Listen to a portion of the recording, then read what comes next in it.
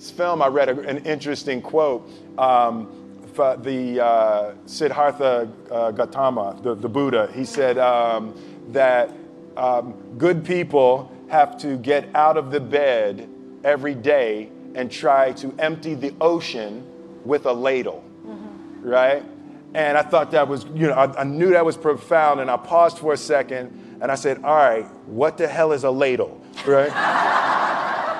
Right, so then, I touched it on my iPad, it's ladle. Oh, it's like a big spoon, okay. As we it's say like a Philly. soup spoon, yeah, it's like a soup spoon. I was like, why are you a soup spoon? So trying to empty the ocean with a soup spoon, as the mentality of how you wake up every day to try to do good in the world. So for me, I'm really driven by continually trying to elevate my mind and elevate my spirit and care for my body, and to be able to love as many people as effectively as possible with this mystery of life that I've been given.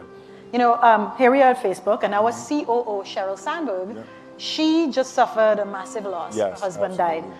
And she's writing a new book called Option B, to give people, to share stories about how people have built resilience and give kind of tips on how to do it. Yeah. So she's using this book and the openness of our platform Absolutely, to yes. share all the time, right? Because the idea is that it may help somebody else to learn how to get Yes. through grief. And I wonder with you in this movie in particular, so as she's writing this book, she's going to that horrible, painful Yes, experience. absolutely. Where did you go to for me to see what I saw in Yes. your amazing performance? Well, what happened with me with this film? So I accepted the film, and I was really excited to take this, and I loved the idea, and I was reading it, and I gotten probably 2 weeks into my preparation for the film, and my father was diagnosed with cancer, and I was like, first it stunned me, and then it was the magical work of the universe. I could not believe that this was the film I was working on, and I was, forced to face, my father's mortality. So it was rough for about a week, and I got it together, and I decided that we would use the process of the character who was suffering a loss, and I would share my preparation with my father. And so we just started talking about love, time, and death. And it was some of the most open and powerful conversations that we'd ever had.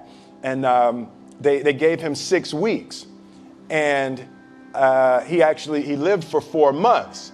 So about 3 months into the 6 weeks, I go to see him one day, and he said, "Man, this shit is embarrassing." And I said, "What, Dad?" He said, "Man, you tell everybody you're gonna be dead in 6 weeks. 3 months later, you still hanging around." Missed that, Dad. Yeah, I know, right? But it was so beautiful, and we got to a place that we were talking open and comedically and really. I think I was able to embody the ideas of the loss and also the redemptive quality of the pain. The loss is bound to joy. Like pain and suffering are bound to joy. The being able to survive something is actually a big part of being able to find that next wave of joy. You appreciate smaller things, right? Like it was so magnificent for me. My father died on November 7th. But it was so powerful for me to be cleansed of box office. Like, I don't need the box office to be huge on this film. I don't need to win any awards. I just don't care. It was the film that I worked on that I was actually able to comfortably and beautifully say goodbye to my father. And I hope that this film embodies a bit of that, so other people who are experiencing things like that will be able to use it in that way and it can potentially be helpful and help someone else. So it was powerful to be cleansed of the foolishness of the game of numbers and awards and all of that type of stuff, to actually be able to create a piece of art that legitimately I just want people to see and hope it can be helpful and transformative in their lives. You're talking about perspective. Perspective, absolutely. Yes. Yes. How much does fear play into preventing us from grasping perspective, though? Oh no, fear is everything. Yeah, like if there was one concept that I would suggest to people to take a daily confrontation with, is fear. The problem with fear is that it lies, right? So fear tells you, hey, you know, if you say that to that girl, she's gonna know she has you, you know, and she'll never really be attracted to you if she knows how much you attracted to her. Don't say that. No, how we get her is when she walks by, ignore her. Right, so You know, it's like pop it on your shoulder. fear tells you dumb shit like that, right? You know, so yeah, for me, the daily confrontation with fear has become a real practice for me since about three years ago. I went skydiving in Dubai, right? And skydiving is a really interesting confront with fear, right? So I gotta stand up. I'm sorry, I gotta stand up. All right, so all your friends, what happens? You go out. I dropped my thing. So what happens is you go out the night before, and you take a drink with your friends, and somebody says, "Yeah, we should go skydiving tomorrow." And you go, "Yeah, we'll go skydiving tomorrow." Yeah, yeah. And you go, "Yeah," and everybody goes, "Yeah," right? And you go home you by yourself. You're like, right? And you're like, well, I mean, they was drunk too. Right, so maybe they not, maybe, I mean, we don't have to go, we don't have to do it. So then that night you're laying in your bed and you just keep, and you're terrified. You keep imagining over and over again jumping out of an airplane, and you can't figure out why you would do that, right? And you're laying there and you have the worst night's sleep of your life, but you still have the hope that your friends were drunk, right? So you wake up the next day and you go, down and you say where you were going to meet, and everybody's there. You're like, oh, shit. All right, cool, right? So you get in the van and you don't know that your friends had the same night that you had, because they're pretending like they didn't. They're like, yeah, man, my uncle's a Navy SEAL, and this is going to be great. I've been looking forward to this. And you're like, oh my God. And your stomach is terrible. You can't eat and everything, but you don't want to be the only punk who doesn't jump out of this airplane. So you get there, and then you have this safety brief. And you're standing there, and the guys will tell you, well, if the chute doesn't open, what's going to happen is well, why the hell, what could happen? That the chute wouldn't open, right? So you do a thing, and what you do is your first jump, you're attached to a guy who is going, he's going to walk you out. So you go, and you get there, and there's an airplane, and nobody's stopping. Everybody's still going. So you get onto the airplane, and you're sitting there, and it's extra because you're sitting on some dude's lap, some stranger.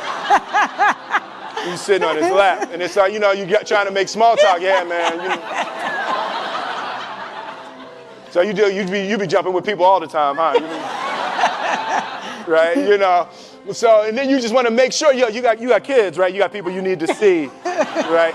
You just want to make sure he's serious, right? So you get in there. So everything's normal. So you fly and you go up to 14,000 feet, and you notice there's a light. It's red and it's yellow and green, right? So right now the light's red. So then you start thinking at some point the light's going to go green, but you don't know what's going to happen, right? And you wait, and it goes yellow, and the light goes green, and somebody opens the door, and in that moment you realize you've never been in a freaking airplane with the door open. Right? Terror. Oh, sorry, I'm spitting. Oh, sorry. No, terror, right? So you go, and then, if you were smart, you sat in the back so you don't go first, right? And then people start going out of the airplane. and you go, and the guy walks you up to the end of the thing, and you're standing and your toes are on the edge, and you're looking out down to death. And they say, on 3. And they say, 1, 2. And he pushes you on 2 because people grab on 3, right? Right? And you go, and you fall out of the airplane, and in 1 second, you realize that it's the most blissful experience of your life. You're flying, right? It doesn't feel like falling, right? It's like you actually are kind of held a little bit by the wind, and then you start falling, and there's zero fear. You realize that the point of maximum danger is the point of minimum fear. It's bliss. It's bliss, and you're flying, right? And you're doing that, and then 20 seconds, 25 seconds, 40 seconds, and you have enough time to just kind of be like, oh, shit, that's that building. I like that one. Oh, you can see the ocean. Right? You start doing all of that, and the lesson for me was, why were you scared in your bed the night before? What do you need that fear for? Just don't go. Why are you scared in your bed 16 hours before you jump? Why are you scared in the car? Why could you not enjoy breakfast? What did you need that? The fear is fear of what? You're nowhere even near the airplane. Everything up to the stepping out, there's actually no reason to be scared. It only just ruins your day. You don't have to jump. And then in that moment, all of a sudden, where you should be terrified is the most blissful experience of your life. And God placed the best things in life on the other side of terror. On the other side of your maximum fear are all of the best things in life. You know? Mm-hmm. So that was sorry. So that was, no, it's good. That was my experience with skydiving and fear. All right. All right. So practically speaking. But I didn't like that take. I'm going to do it again. Back to the top. I can sell that better. Oh, no. when you decide to do something like that, like how does it work practically? Do you call your wife and be like, I might be dead tomorrow? Right. No, but that's. But I made a drunk promise. Yeah, I made a drunk promise. Yeah. How about this? So I jumped. I had such a mystical, powerful spiritual experience. I flew home and got my sons, and I went back, and 10 days later, my sons jumped, right? Yeah. Now, that was a little different. Oh, let's see, that makes me stand up, right? Because I'm scared, right? So it was so Jaden went first, right? Jaden wants to do everything first. So I'm sitting there, and I'm like, yeah, my sons are going to have this crazy experience. And then Jaden went out of the airplane. And I was like, Then my oldest son, Trey, goes up, and he goes out of the airplane. And I was like, this could potentially be the worst display of African-American parenting in history. Right? I was like, both my sons just fell out of an airplane. Jump. Right? Jump. Right? Because I told them to. But again, the fear again. I was like, oh my God. So I told the dude, I was like, listen, I want to see them go out, but I also want to see them land. And he's like, no, it's cool. So this time we went out and we did the straight bullet, and I just went straight down past them. Right? It was like, and he's like, good. Right? Did the bullet straight past, pulled the chute late. Oh, sorry, it makes me spit. I'm sorry. Pulled the chute late, landed, and then videoed them coming down. But it was like they had the same thing, the same experience with the fear. But that I'm telling you, the confrontation with fear is an absolute magical way of facing the things we have to do in this life. You know, forget security, live for experience. All right. Now, you say you learned that 3 years ago. Yeah. Amazing. Mm-hmm. What about these small things that we get afraid about, right? Mm-hmm. So you are the funny guy, mm-hmm. and you come along and everybody expects to be entertained in summertime, right? Like, Are you ever afraid that you're like, you know what, today I'm really not feeling Jazzy Jeff. Like I'm just, Yeah. I don't want to be that guy today. So this whole movie, you were not that guy. Not that guy, right, yeah. Do you have fear of that, of like disappointing people? Because like, you're supposed to be funny and cool. Yeah, you know, the thing, that's been one of the major confronts for me in my life over the past 3 or 4 years. Like, Will Smith is an idea.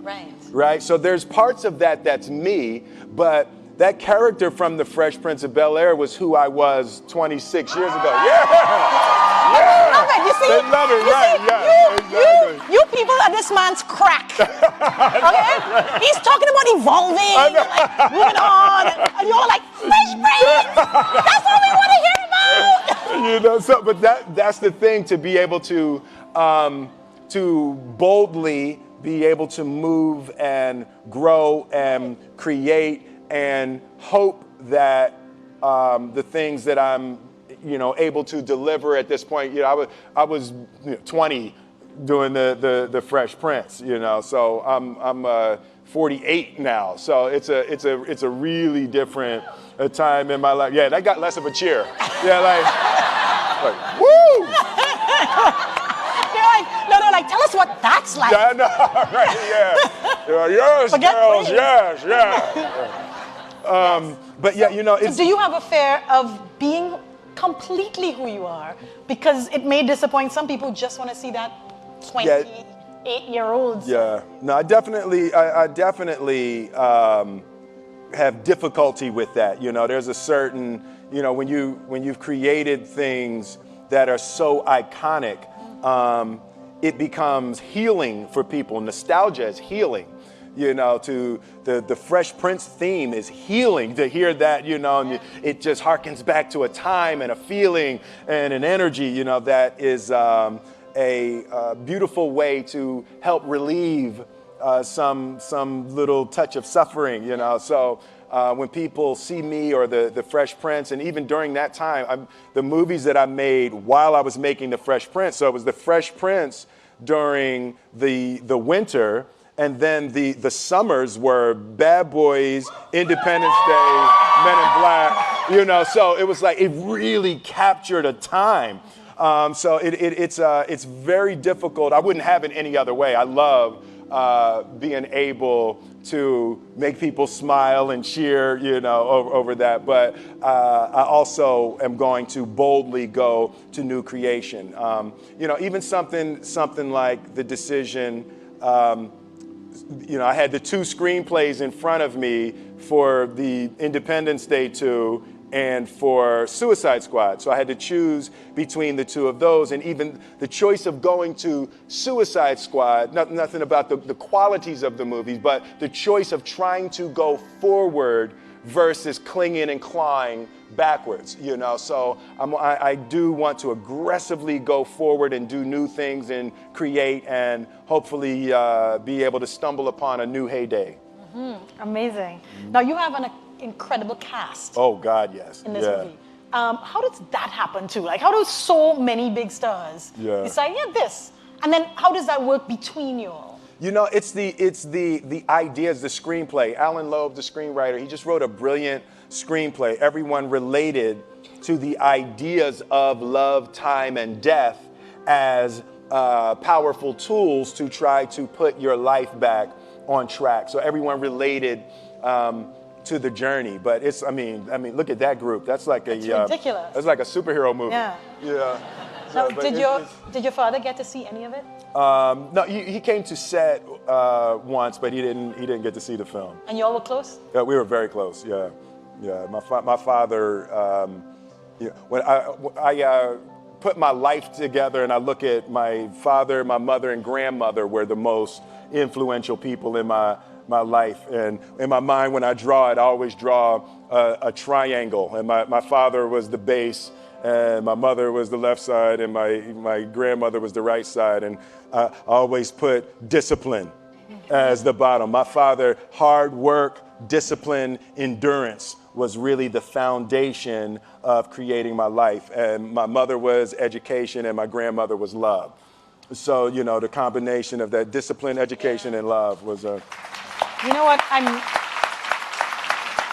I'm really grateful for you sharing with us that part of you and also the struggle with his death, because the other thing is that we live in a time where people show these curated sides of them. Right, because right, I think of the same fear. Yeah. Right? You just want to be this piece. Absolutely. Not all the rest of it, but you Like, struggle. nobody wants to hear all of that, you know. It's Facebook. Come on, let's have fun. No. Yeah. So we... So, dude, it's a bummer your dad's gone. Yeah. Nobody here speaks like that, right? They're like, oh, come on, brother. It's a bummer your father's gone. No.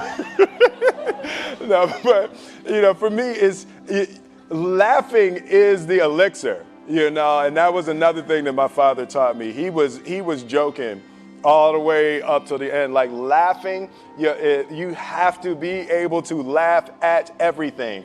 And for me, the beautiful part is that's my natural color on the spectrum. I naturally go to comedy, you know, and when I'm looking at something, I'm always trying to find why that's funny. And, you know, it's been really, really helpful in this experience and you know, even just this point in my life.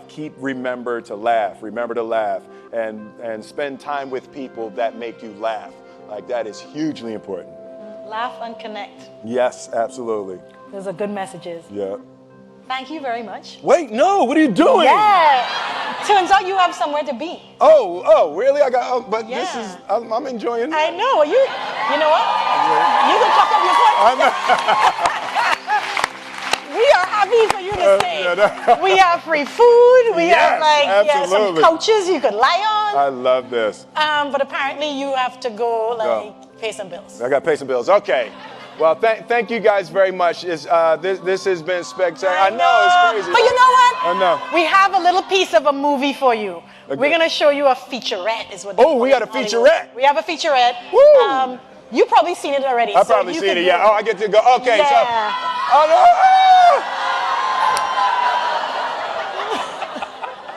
But you'll be back, right? Run the track. Run the track.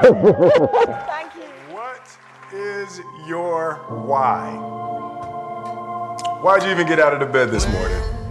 Why did you eat what you ate? Why did you wear what you wore? Why did you come here? My why is to improve lives. I found that that's the thing that gives me the most joy. It's the thing that energizes me the most when I can create, when I can be a part of a group where the focus is to bring joy and to relieve suffering.